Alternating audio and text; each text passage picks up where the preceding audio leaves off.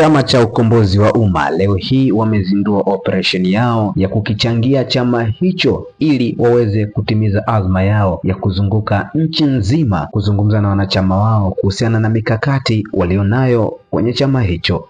Tuna mkakati wa kutafuta fedha, kutafuta rasilimali ili tuweze kufanya hiyo operation, na rasilimali hizo tunaanza kuzitafuta kuanzia kwa viongozi wenyewe. Tunaanza sisi wenyewe, yani leo haijafika jioni, lazima wabunge wetu wote watakuwa wameshachanga, viongozi wakuu watakuwa wameshachanga wote, wajumbe wa kamati kuu watakuwa wameshachanga wote tayari. Sasa tushakubaliana.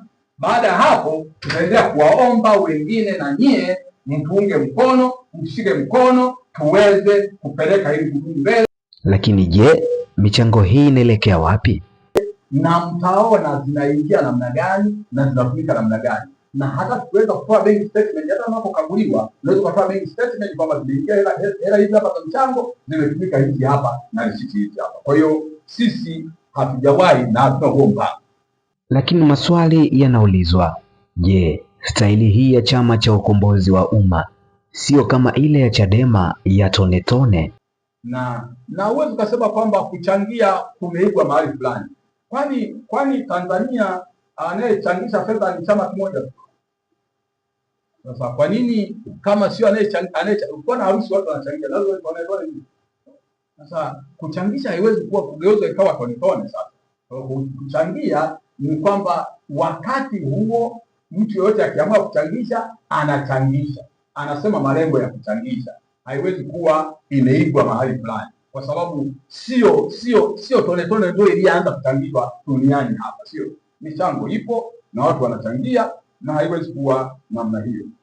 Kama tunavyofahamu, mikutano ya kisiasa imezuiwa. Chama cha Ukombozi wa Umma ni mbinu gani ambazo watazitumia kuwasiliana na wanachama wao? Mikutano imefungiwa. Sasa nyie mnawasilianaje na wanachama? Sisi tunajua kwamba mikutano imefungiwa, japo kama imefungiwa kinyume na sheria, na nishasema tena, sio kinyume na nini, na sheria.